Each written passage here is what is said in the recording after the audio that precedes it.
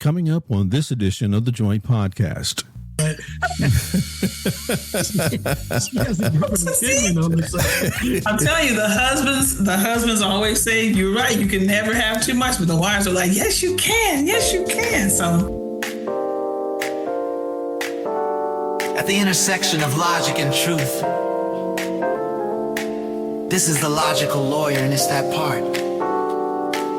Exploring legal, social, and cultural issues with insight, clarity, and purpose. Truth and logic, sharp and clear. Insight and hope, we bring it here. Where truth meets logic and action. It's the logical lawyer, and it's that part. Welcome to the Talk of the Times, a joint production of The Logical Lawyer with host Bernie Brown and the It's That Part podcast, hosted by yours truly, Jesse Lee Hammonds. And although we approach the various items and persons of interest from different backgrounds professionally, Bernie being a prosecutor and former Los Angeles, California assistant city attorney, as well as a Hall of Fame member of the John M. Langston Bar Association of Los Angeles, just to name a couple of headliners, and me, a longtime former manager of human resources and corporate assets at the Fortune 500 company AT&T, and former radio and international club jock, we have a shared commitment to clarity, logic, lawfulness, relevance, as well as truth in every fact, all brought together with real conversations amongst ourselves and with others about the times in which we have and currently live. It's the Talk of the Times. You can see it. last time I was here, I was with my buddy. Yeah, I know. I was thinking that same thing. That Dr. Choctaw. Yeah, Dr. Choctaw. Yeah. Brilliant. Around this time, huh? Yeah, he's great. It was around September, because of September, October, when we was getting ready for the campaign. I was campaigning. Mm-hmm. Yeah, as a matter of fact, I was going to allude to that. That I was looking at your campaign picture, just a few minutes ago. But yeah, in fact, on my phone, how on Apple's, it will present memories to you every day. Because I've taken, I don't know, hundreds of photos and videos of him every day. His pictures on my phone, and it's, it's real cool, because it just makes me, reminisce about, everything, we were, we were doing this constantly. I was speaking with him pretty much almost every day in one way or another, But what I was going to show you, I was all ready for you this morning. You see that? Uh-huh. What's that? It's a $20 bill. That's an Andrew Jackson. Yes. That was for you. I was going to pay for this. Because, you were there this morning? Yeah, I was there. I'm there every Sunday. But I was moving and grooving. But I was there. I know. And so I'm ready because I usually don't carry cash. Yeah. It's very, very rare. And I was actually trying to. I put it in an email to Bernie. I was actually going to send him one, but it wasn't going to get there before today. I ordered one on Amazon, and I'm still waiting. It should get here in a couple of days. Oh wow! Yeah. That's what it was telling me. Thank you, first of all, for purchasing it. Oh yeah. It's a lot to unpack in the beginning. I will say that, but it all makes sense. Well, you know what though? Now that's a good spot to actually begin. It's in here. What was that? Have we started? Yeah. Basically, yes. Because production is all the time. Production. That's right. I forgot. All the time. So, and I know that, because I've read it in the book, that I know that many people, when they look at the title, they feel some kind of way. Mm-hmm. Oh my gosh. So husbands and wives are arguing, and I just have to say, hey, it's not about that. Well, yeah. Well, then elaborate on that. What brought you to create such a provocative title. I'll use the word provocative, and then what kind of reactions do you typically get after the heads pop off and, you have to pick them up off the floor and all of that? Well, like I said, husbands and wives. Husbands will look at the title first and they'll say, see, I told you. And then there's been wives who've looked at it without the husband around. They'll be like, yes, you can. Yes, you can. And so I said, wait a minute. Are you looking at the parentheses at the bottom? And then they'll look real closely and they'll be like, oh. And so we've, it's been interesting because, again, you can never have too much sex. That just takes you in a different direction anyway, right? But then when you look at the small print underneath the self-examination, that's when people are like, because it's almost like it deflates them because they wanted to have the conversation. And but I said, okay, well, we can talk, but that's not what this is about. That's one of your next books going down the road. Right. Okay. for saints, Sex for the saints. Right. Sex for saints. Sex for saints. Hey, there you go, right there. Write that down. Well, my logical analysis leads to the conclusion that under either analysis, it is a correct proposition, shall we say. You can never have too much sex. Yeah. Or self-examination. Yeah, exactly. Whichever it may be. And if you look at the subtitle at the bottom, they don't look at that either, because there's a subtitle at the bottom that says "Stop blaming others and take responsibility." Yeah.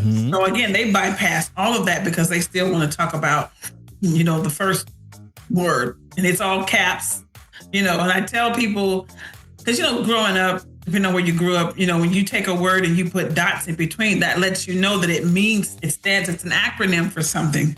But again, depending on who's reading it, that's the first thing that their mind goes to. Versus, that's an acronym, just right off the bat, it's an acronym by the dots in between. But yeah, you're right, Mr. Burnett. You're correct. Yes, never too much. My wife wouldn't agree, but she has a different opinion on this stuff. I'm telling you, the husbands always say, you're right, you can never have too much. But the wives are like, yes, you can. Yes, you can. So that would be a nice podcast, though, right there. Well, keeping on with that, was there a moment in your own life? We'll just use the analogy there, or the acronym of self-examination that changed everything for you? Well, yeah, I think there's a question in the book. I forget which chapter it was. It might have been chapter 3, which is my favorite chapter. I think it's your fault. It's it's the sex talk. It's my fault and it's their fault. Right. So at some point when I was looking for a job or something, and I wanted to really hone in where I needed to be. And a friend of mine had recommended, you take your top 3 skills or your interests, or the best place that you know that you fit different genres, or your characteristics, and then you can kind of hone in where you want to work. And so I asked about 10 of my closest friends that I knew that knew me outside of church, knew me outside of work. And then I asked some people that also work for me, and they just started breaking it down. And they were, most of them had similarities. Basically what I'm doing now for a job, or counseling or something like that. But there was one where a friend of mine said, I tend to be, I can't think of I'd be shut off. Like, I tend to act like stuff is not happening, and it's probably a defense mechanism. It's almost like, if you ignore it, it'll go away. And when she said that, I really took that to heart. And I was like, you know what? I really do. I do that. I still do it. But it took me writing the book and really just, again, doing some self-examination. Like, it's almost like if the 3 of us are in a room, and let's just say you 2 get into a fight, because I don't like violence, I will shut down and just look for something else to do versus trying to stop you guys from fighting. And so I could have prevented, somebody throwing a blow if I'd have just sat between you and said, hey, this is not the way to handle it. But what I do is I would shut down and I'd be like, you know what, I'm getting out of here because this don't have nothing to do with me. But there's reasons why I think God allows us to be in certain situations, like to be privy to certain conversations as well as different activities. And that could have been a perfect opportunity, like I said, to stop and, hey, let's talk about this. We're grown. We can do this a lot better versus me just shutting down and to protect myself and then walk away. And so when she said that, I really did start thinking about the times I'd done that as a, growing up. And then even now as a grown adult, when do I do that? And so I've had to, this book has really made me take a look at my own self within and see how am I contributing to the drama? Because even sometimes being silent is being okay with different things that are going on versus saying something, right? And so that statement played a role in me really examining myself and like, okay, how many things have you sat by and allowed to happen when you could have maybe whispered in somebody's ear? I may not have to get directly involved, but I can say something to somebody else versus just, doing this, plugging my ears and closing my eyes. That's the see no evil. See no evil, hear no evil. Yeah, speak no evil. Your coping mechanism. Exactly. That was a coping. Yep. But I really love the premise of your book.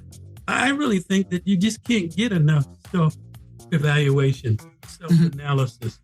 And I think it should be a part, like you suggested in your book, that a part of a daily routine where you look at yourself and evaluate yourself.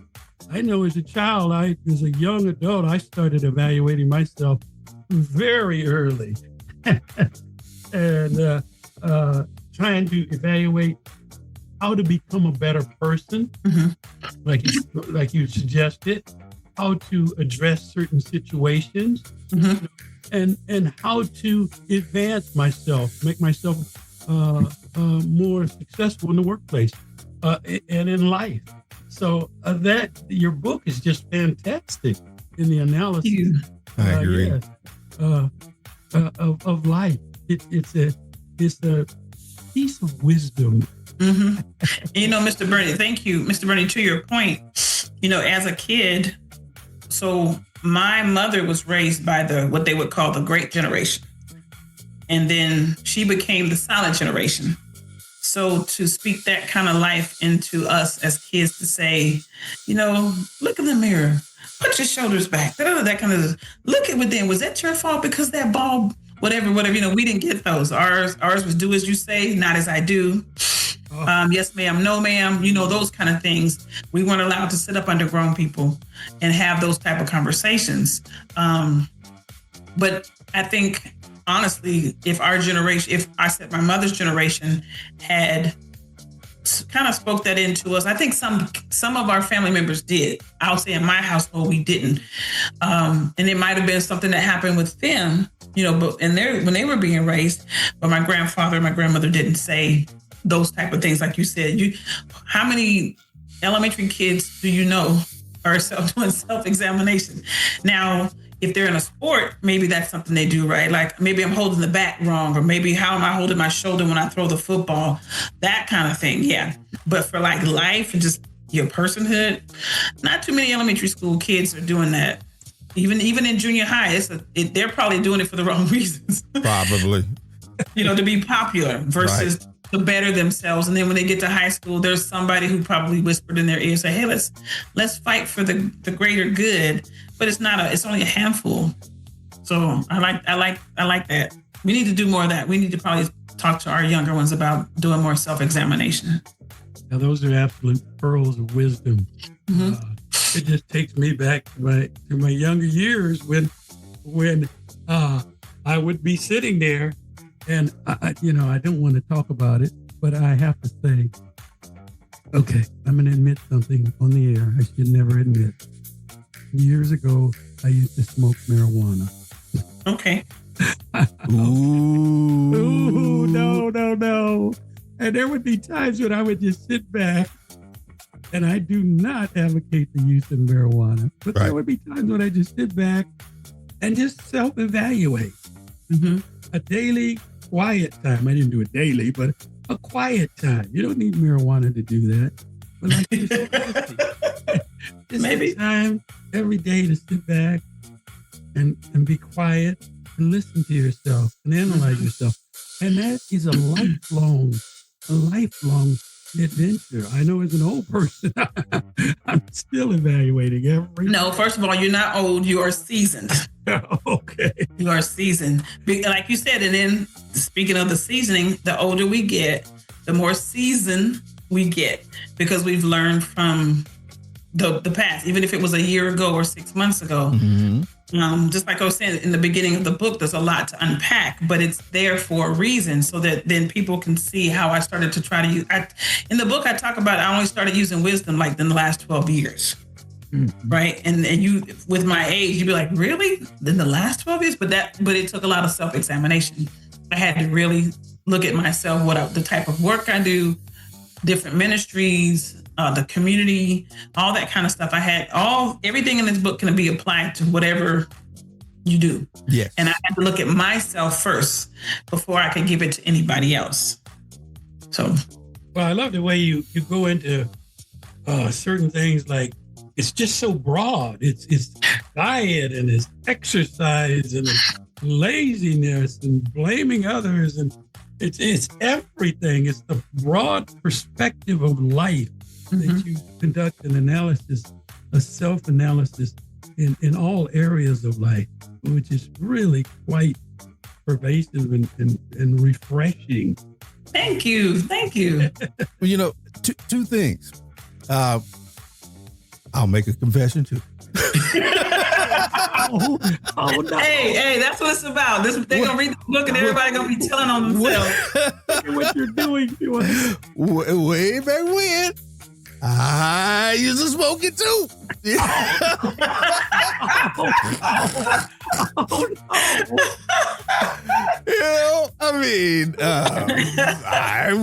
I was Jesse St. John, the DJ.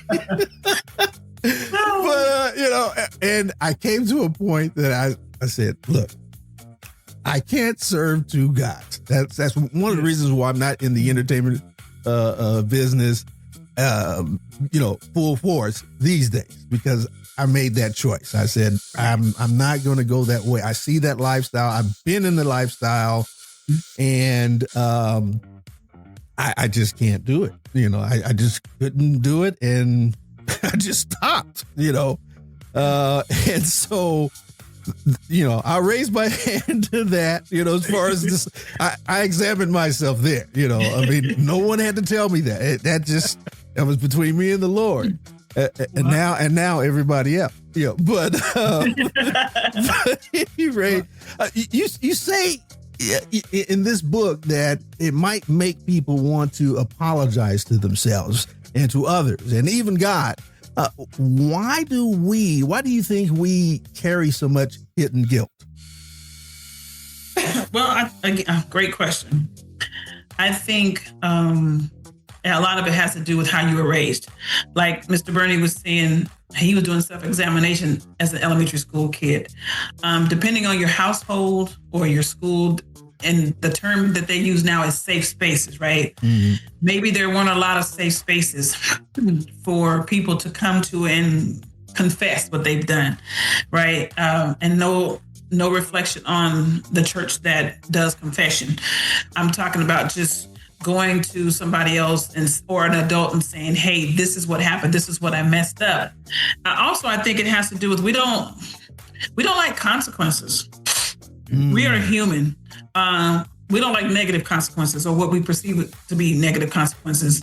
Even like for me, just like you said in the book where I talk about, I would go back to my younger self and tell her to fight for herself when things were going left. And depending on what the issue was with anybody, you hold on to stuff for so long because you feel like if you let it out, it may hurt somebody else. I think there's a part in there where I think I talked about I was molested or something. And, you hold on to that as a kid, right? Because you don't want to tell, because number one, they're either going to believe you or they're not. Mm-hmm. And then if you find out who it is, then it depends. If it's a family member or a close family friend, then it could just mess up a whole, it could just explode in a way where it don't seem like it's your fault because now everybody in the family is mad at each other, or the neighbors aren't getting along, or even in the political climate that we're in, right? If you don't tell, then everything's good. It's almost like it didn't happen. Like just let it go and eventually it'll go away. But as soon as people start talking, it causes friction. Mm-hmm. And for those, whether in the political arena, like I said, social, church, in your job, whatever it is, when you hold on to stuff like that, especially if it's something really important that's vital to the success or the demise of someone's either life or their career, that's a heavy burden. Heavy. I think we think, and I'll say for myself, I always felt like I could handle it because we were raised not to talk, right? You didn't air your dirty laundry. You took it and you just held it until they died, and then you go to the grave and you just confess it there and leave it in the grass and hoping it's not with you anymore. But that's really not true. I'd venture to say that whoever listens to this afterwards, it won't take long for something to pop up in their heads, what they've been carrying for decades. Decades upon decades. And unfortunately, some of this stuff people take to their grave, right? And it causes health issues, but I think for the most part, the reason why they hold on to it is because of that, all those reasons. And it's unfortunate because, again, depends on how your household is. And even some cultures, you don't talk, right? Mm. You just keep it to yourself. Let God sort it out, in the rapture. They won't allow women, men, boys and girls, whoever, to say what they need to say. But when they hold it in for so long, and health problems comes with that as well. The stress of holding certain things in and not telling, So I see you. Your book is a mental health book. It's all that wrapped into one. Mental health, wellness. Uh-huh. Excuse me. This is mental and physical. I shouldn't limit it to mental. All encompassing. Yeah. Well, you were earlier. I want to go back to something you said, Mr. Bernie. You were talking about exercising and our eating and things like that. I mean, it's always wait till Monday, right? I'm gonna eat better, or I'm gonna start exercise on Monday. Why do we wait till Monday? It's Wednesday. Why do we wait till Monday? Or New Year's. Or New Year's. I'm gonna start the new year off right. It's the same thing. We make excuses, and of course there are some legitimate mental health issues that are there. There are some legitimate physical health challenges, and some legitimate just social awkwardness that people just may have for that contributes to why those things don't get done. But for those who are not really dealing with those things, some of it is laziness. For myself, I've always been active, and I'm not going to blame it on the pandemic because we had plenty of time then. We just had enough time on our hands. But you know what? I kept saying, it's too cold. When the winter came, it was cold. I can't get up that early. It's cold. Wait till it get warm. Well, then when it got warm, something else would distract me, and I'd get involved with that. You know what? I'll go at 7 o'clock. Nobody's working. But we'll just sit here in front of the TV. Everything I had was here. I bought an exercise bike. I bought the stationary bike, and it's over there collecting dust. So it's lack of motivation. Some of it is just laziness too. We, like anything, we really don't want to give up certain comforts to do better because we're comfortable in that space. Whether it's wellness or mental health or whatever it is, there's a comfortable, and it's even somewhat of a safe space too, to just I'll just hold this to myself. We'll get to it eventually. So your self-examination is an honest self-examination. Mm-hmm. You got to be honest with you. You have to be truthful. Yeah. And if you can't be honest with yourself, I think somebody's even said this a long time ago. If you can't be honest with yourself, who are you going to be honest with? Facts. That's facts right there. Now, on that point right there of truth, how do we know when our outer life has drifted from our inner truth? That's a deep question. I would say by the fruit. An apple tree doesn't grow oranges. That's biblical. And I have an orange tree, which I'm very proud of. But if apples started sprouting, I'd have to say, let's cut the trunk open because something's not right. Right. It's been producing oranges for 50, 60 years. And all of a sudden you want to come up with apples. But, speaking of truth, a lot of people want to speak their truth, but they don't want to hear the truth. Because if that was when I went back and asked my friends, what are my strengths? I feel like everyone should do a SWOT analysis. What are your strengths, your weaknesses? What are the opportunities or oppositions? And then what are the threats, right? Like if you have someone you really trust help you do a SWOT analysis, it can hurt. Because I'm telling you, some of the things that they listed, I was like, ooh, do I really do that? But we get so used to us. And then we ask somebody else, okay, tell me what you see. And you want them to really tell you that we want us to tell them what we want to hear. We don't really want the truth. But if I really did say, you're really pompous, you're arrogant, you're very selfish. If we said that, they would be so defensive. But if that person saw it in a movie and they saw that person acting the same way they do, they would say, he was all about himself, very narcissistic. So you can see it in other people, but you can't see it in yourself. And I think that the fruit, that's it. That's it. I don't think people know about what you've been through.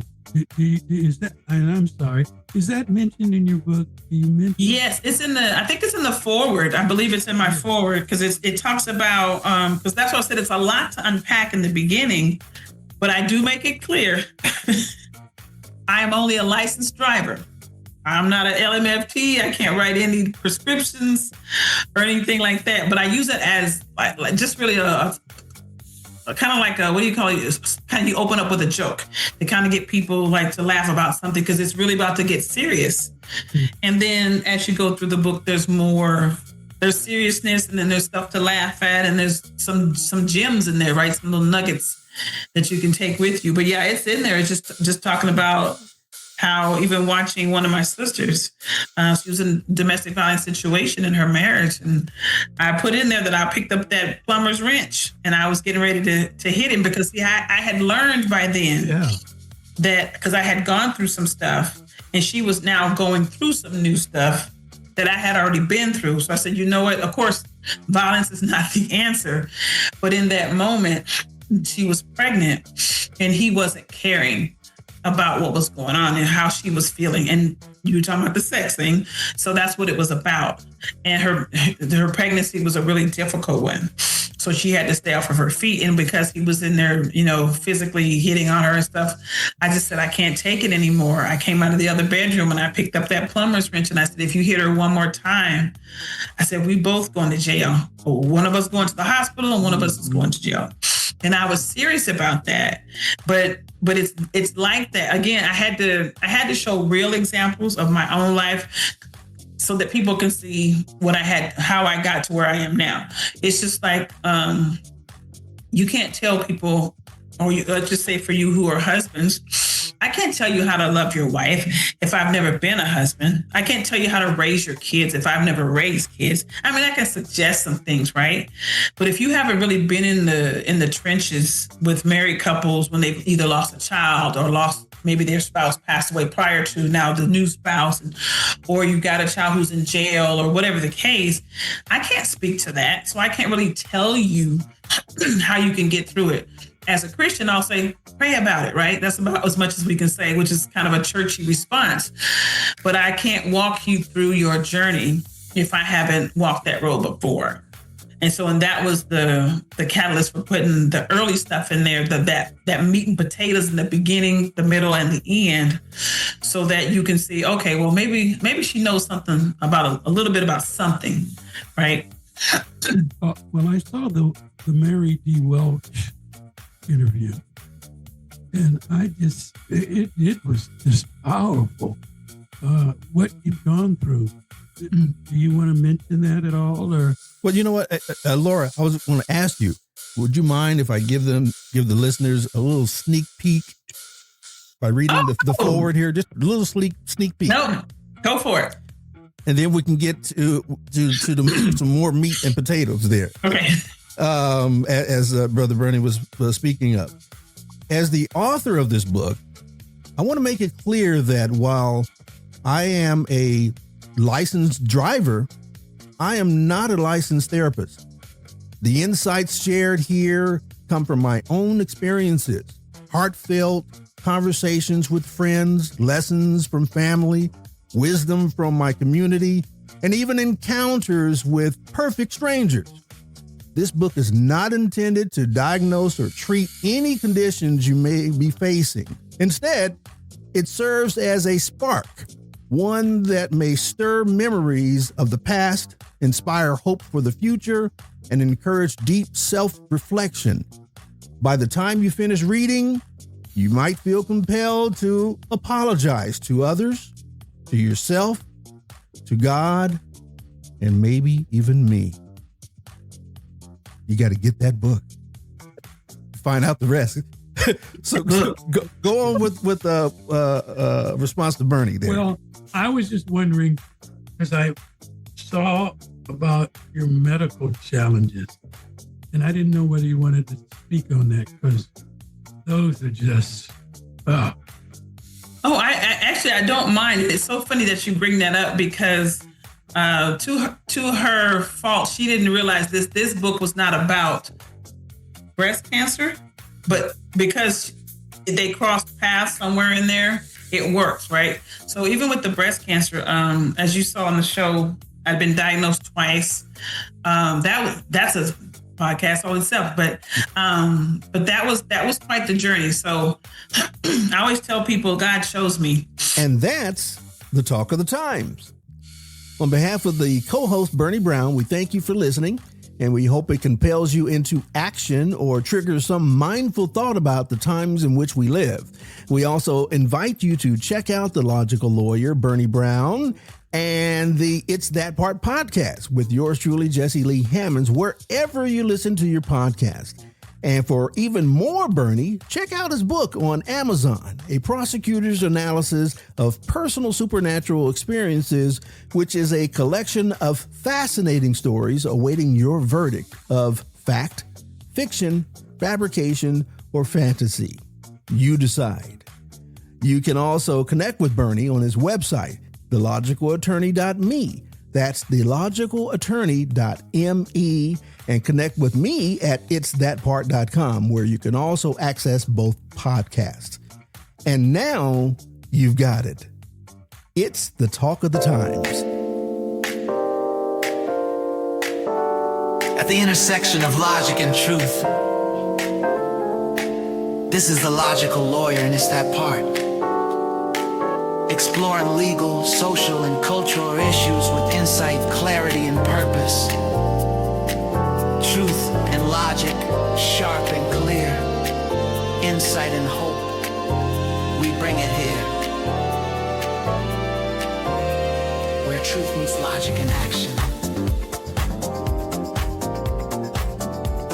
It's the logical